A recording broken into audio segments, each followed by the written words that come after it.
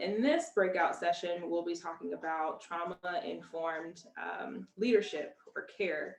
Um, my experience with that as a massage therapist and also a yoga instructor, and also someone who has studied psychology, it's an interesting topic that's kind of shifts, and it's deepened over time as to what that even means. So initially, you could say that trauma-informed therapy or just any trauma-informed care or approach to anything, offhand on the surface, it may just kind of seem like, oh, okay, well, I'm aware that there are people in the room or the person across from me has experienced trauma. And so perhaps I have to tiptoe or be delicate, or on the other hand, sort of expect a almost hysterical response from the person who's experienced the trauma, and feeling like you have to hold space for those extreme cases in an extremely skilled way, that's very precise. And what we're finding over time is that that spectrum of what trauma means and what it looks like is actually very broad. Um, and that to Jason and our panelist, Jason Heiserer, I think he said I said it right. Hopefully I said it right a second time. He was saying how oftentimes we're met in the world with these microaggressions, micro punishments, and those all have an impact on us over time.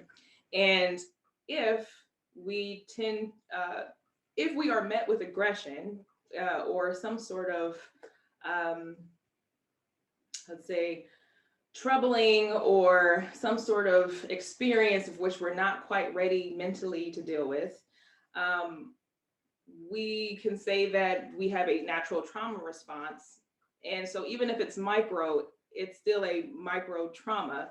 And over time, as these things kind of add up, we want to be able to address it and know where it comes from. But because oftentimes these things are kind of swept under, it's not quite discussed the same way. It's not even acknowledged even by the person who may hold these traumas.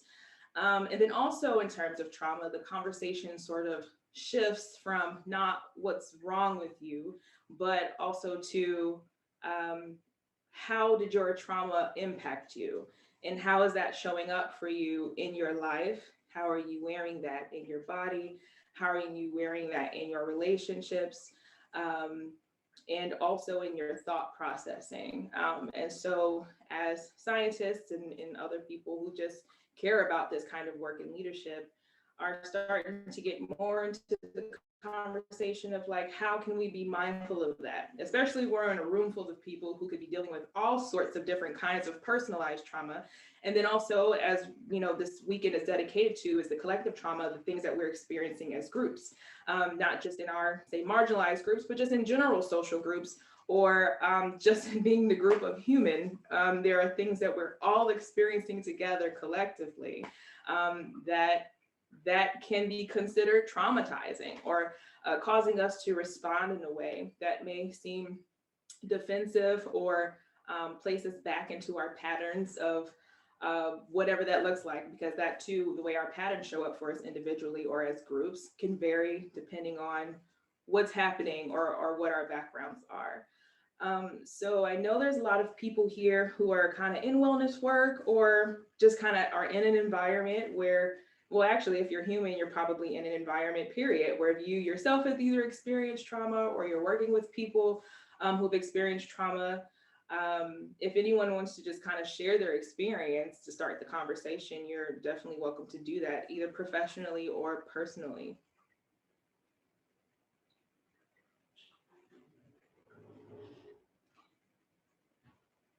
And no pressure, because that is a personal thing, but also just maybe your experience or observations of how um, the lack of being trauma informed or misinformed has maybe impacted people or someone or yourself by example. Um, I think sometimes being sometimes with trauma informed that can be harmful is people maybe in a position of power can be dismissive of what that person's going through. So if they express something, then it's kind of dismissed.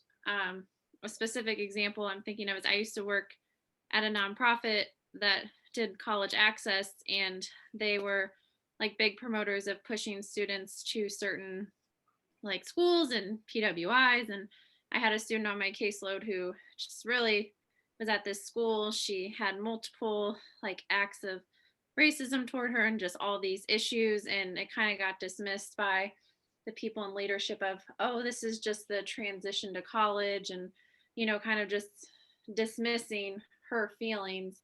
And she ended up staying there for 2 years and ultimately left, but she would have left sooner, but it was dismissed. Like the trauma that she was experiencing there was dismissed as this is just the normal transition to college, when that was not the case.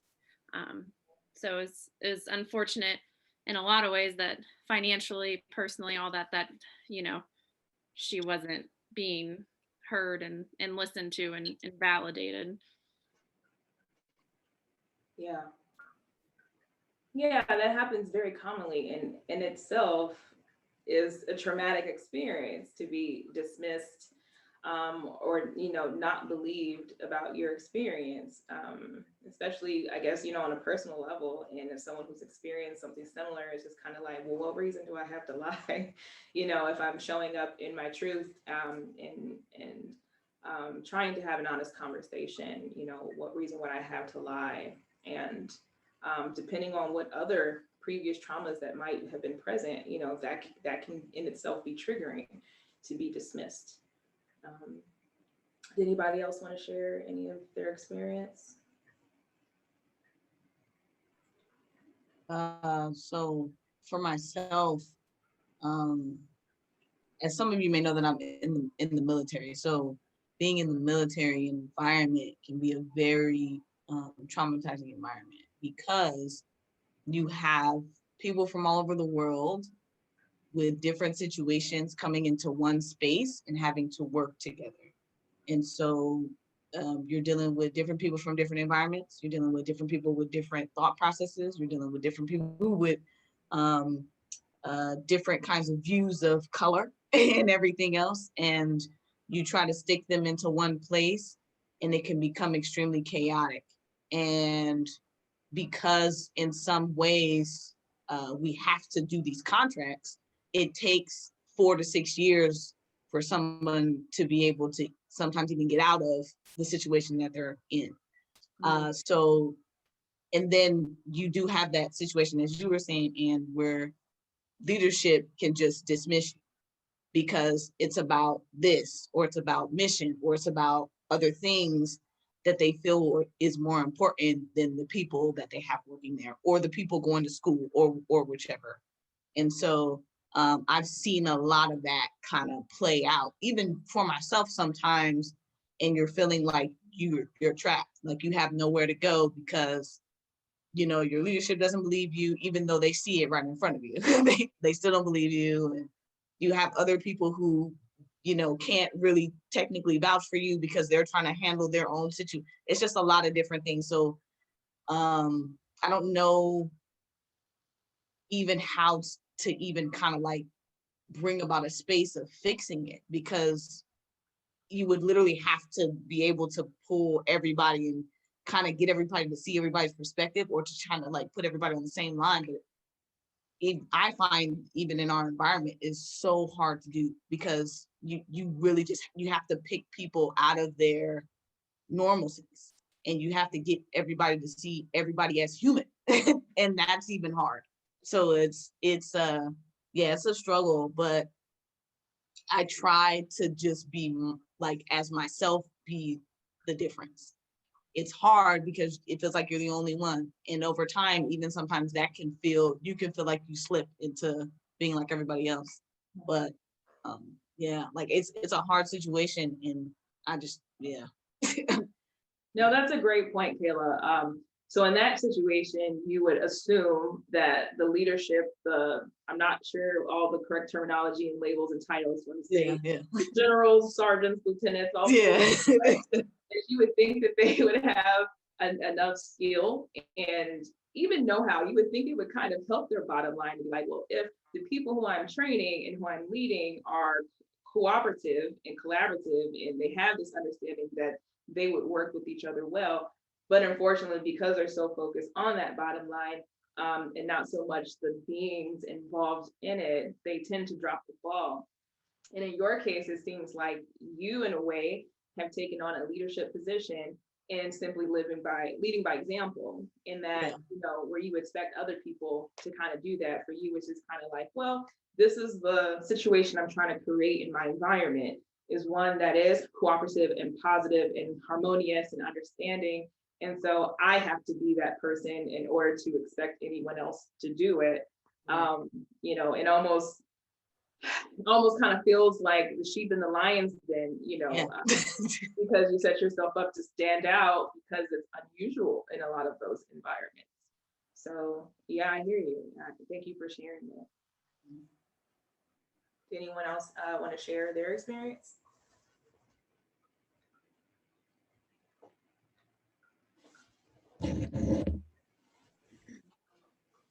I'll jump in. All right.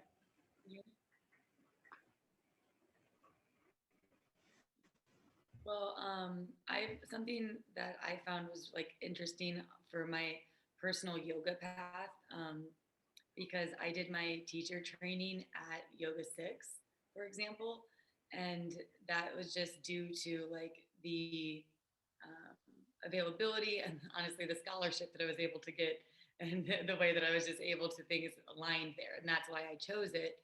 But there was no trauma informed segments at all. There was no focus or even discussion about like so many components that I feel are like integral, I can even say it right.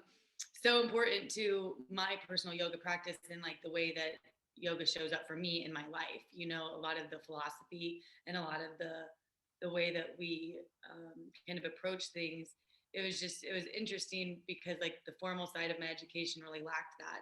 And it wasn't until I started coming into other spaces of community and learning from other teachers and just like the other ways that like different practices showed up, that it was like it helped me to evolve as a teacher and as a student, and really like to be able to recognize the difference in the spaces and the programs that are lacking and the ones that are actually feeling that presence and that intention. And it feels very different, like being in both of those spaces as a student and a teacher. I can feel the difference, and it feels much more authentic to me to be like I guess just learning and then walking the walk, I guess, is the best way to say it. So Yeah, absolutely. Thank you, Casey. And Tiger also wrote, thinking about where queer identity is seen as both non-normative and somehow a violation of others' religious rights is creating an acceptable level of perpetuated trauma. Seems to also fit into the bucket of that's just the way things are, that part of the process comes up a lot in the public education space. Yeah, that's a pretty heavy burden to have to bear, to say that me showing up as I am is somehow offensive to you, or a violation of who you are. Um, and that's really a tough one to address, because especially things like religion is so deeply embedded into us, and may not be the most PC thing to say, but in itself a program. And it's really tough getting out of those programs and shifting, or in a sense, rewriting those programs in a way that doesn't otherize, because the point of religion isn't about judgment, it's about self-growth and living in your own righteousness, not about demonizing other people for what you feel like they should be doing, essentially. But some of that gets lost and convoluted, especially when you tie in culture and tradition and all of those things. But it involves a whole lot of insight, which we were talking about in the panel. And that's a very difficult thing to do, is to first become aware of yourself and what it is that you perpetuate. Even in yoga spaces, it does take a whole lot of foresight and forethought to consider what might be inappropriate for somebody in a class who has been traumatized. Say for in the case of those who may have experienced sexual assault.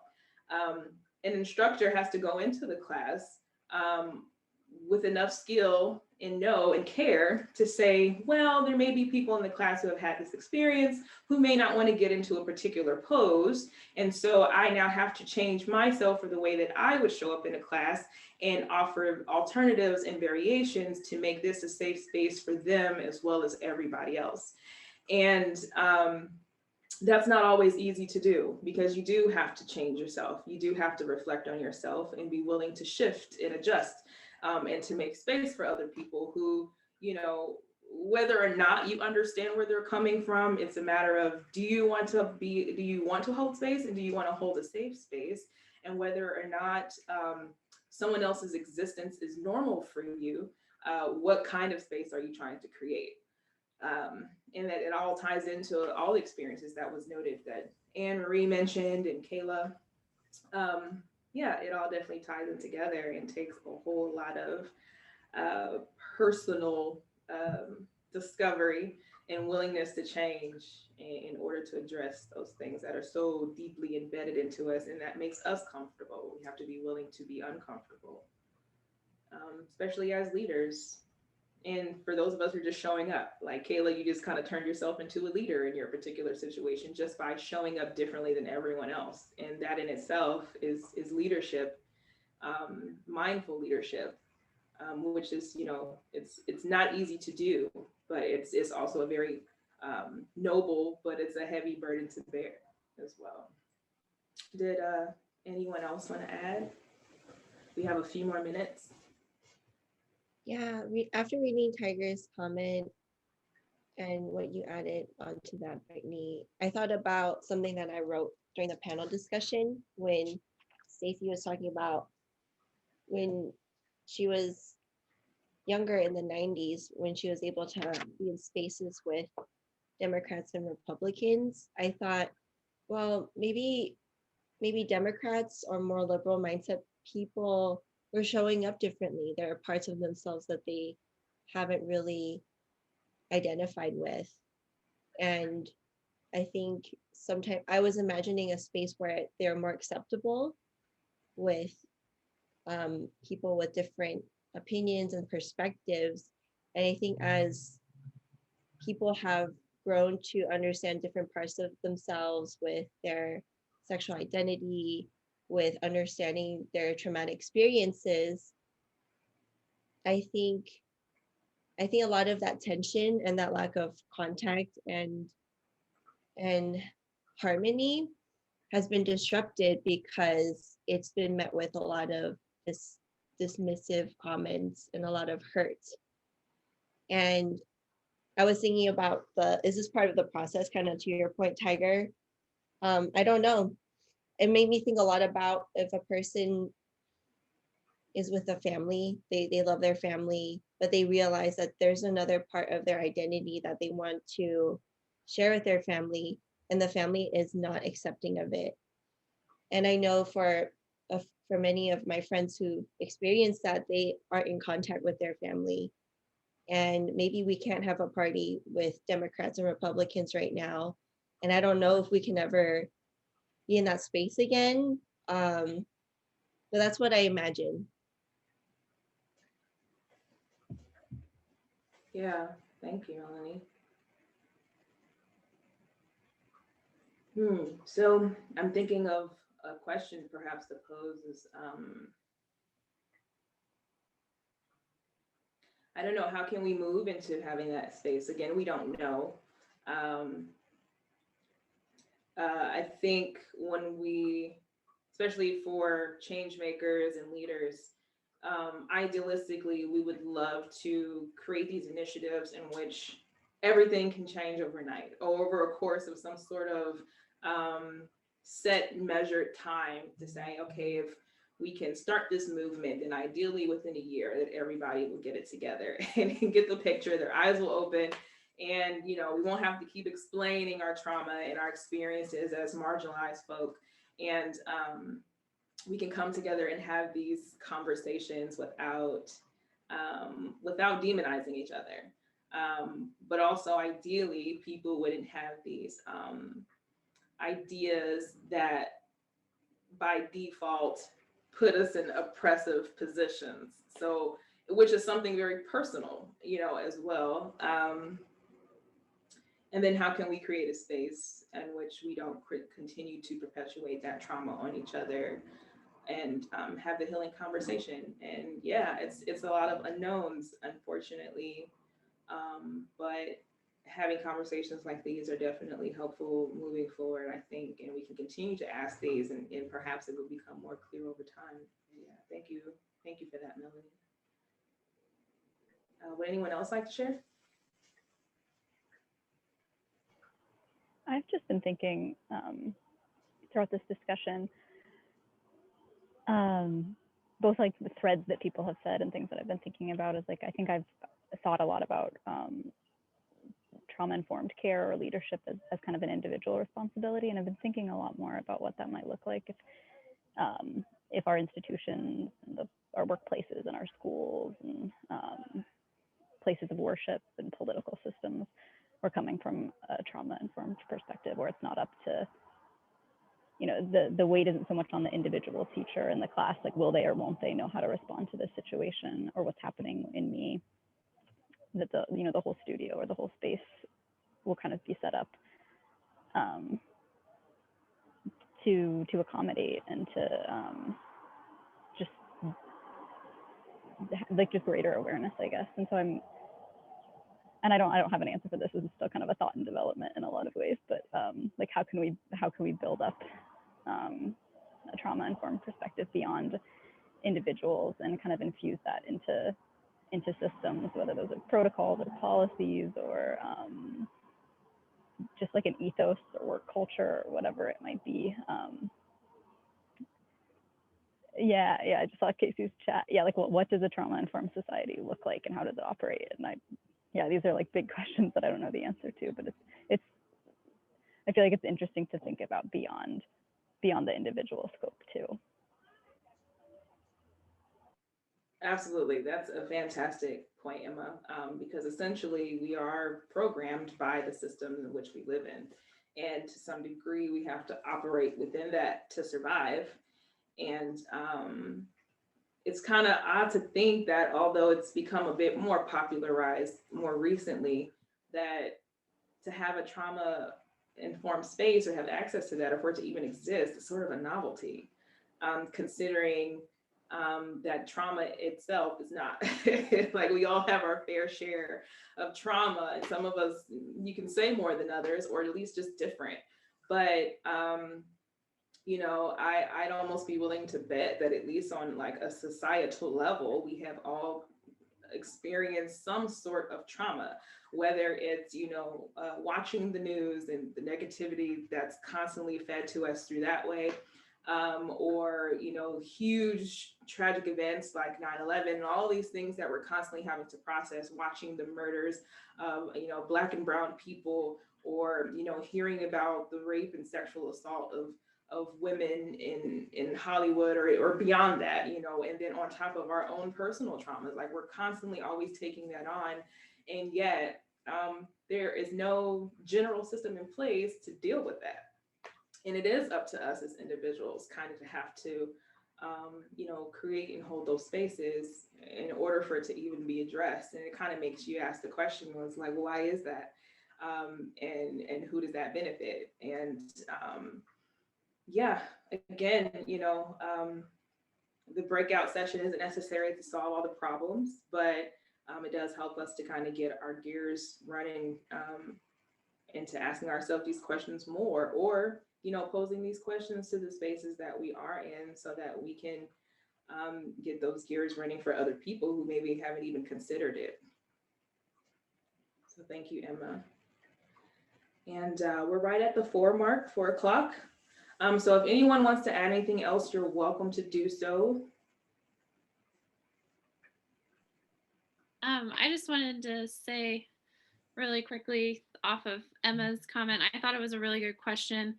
And one of the things I thought about with government, and Tiger mentioned capitalism earlier, in the panel discussion, and it kind of made me think of how American ideals is, pull yourself, or the idea taught is like pulling yourself up by your bootstraps and like this individual mentality. And I wonder if that's part of the barrier is, people, like at least in government, kind of, not everybody's like that, but not thinking collectively of what they were saying earlier, of like taking less and like being more of a group effort, or of even putting the onus on the business or the power structure versus you, as the citizen or the individual.